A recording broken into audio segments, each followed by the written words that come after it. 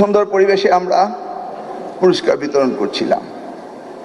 হঠাৎ করে একটি ছোট্ট মেয়ে, নাম লিসা, সে এসে বলল, মাননীয় প্রধানমন্ত্রী, আপনাকে দেখার ইচ্ছে আমার অনেক অনেক দিনে, ছোট থাকতেই দেখার ইচ্ছে আমার, আজকে সেই দিনটি এলো, খুব খুশি হলাম।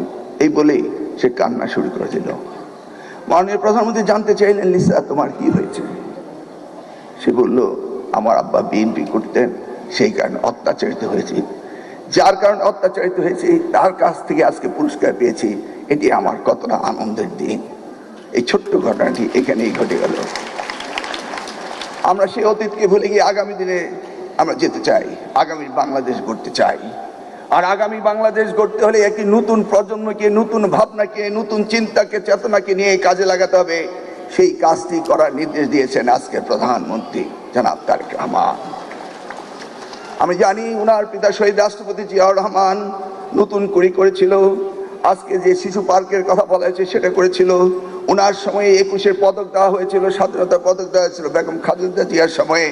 এই প্রত্যেকটি গুণজনকে সম্মান করার অভিপ্রায় ব্যক্ত হয়েছিল এই জাতীয়তাবাদী দল থেকে, এই শহীদ রাষ্ট্রপতি জিয়াউর রহমান, দেশমাতা বেগম খালেদা জিয়া থেকে। আজকে আমরা দেখতে পাচ্ছি আমাদের প্রিয় প্রধানমন্ত্রী, তিনি আমাদের তরুণ প্রজন্ম, আগামী প্রজন্মকে কত না ভালোবাসেন, কত না তাদের কাছে টেনে নিয়েছেন। আমরা সত্যি আনন্দিত।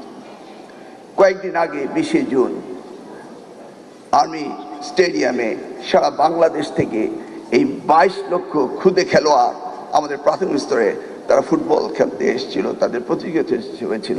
ফাইনাল খেলার দিন মাননীয় প্রধানমন্ত্রী ছিলেন। আমি দেখেছি সেই দিন তিনি আবারও বলেছেন যে প্রাইম মিনিস্টার গোল্ড কাপ করা হোক, বাংলাদেশের সকল শিক্ষার্থীকে যেন আনন্দ মেলায় ভাসিয়ে দেওয়া যায়, তারা যেন মোবাইল আসক্ত, তারা যেন ড্রাগের আসক্ত থেকে বেরিয়ে আসতে পারে, সেই জন্য তিনি পরিকল্পনা নিয়েছেন। তিনি শিক্ষা খাতে বাজেট বাড়িয়ে দিয়েছেন, আমরা সেদিকে কাজ করছি। তিনি ওয়ান টিচার ওয়ান ট্যাব সেই ব্যবস্থাটি করছেন, মাল্টিমিডিয়া ক্লাসরুমের ব্যবস্থা করছেন।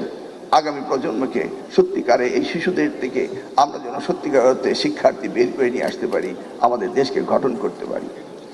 আমি বক্তব্য না বাড়িয়ে আবারও ধন্যবাদ দিয়ে বলবো, মাননীয় প্রধানমন্ত্রী, যে প্রত্যয় আপনার রয়েছে, যে নির্দেশনা আপনার রয়েছে, যেভাবে আপনি জাতি গঠন করতে চান, ইনশাআল্লাহ কথা দিচ্ছি আমাদের মন্ত্রণালয় আমরা সকলকে নিয়ে আপনার এই অভিপ্রায়কে সার্থক করব।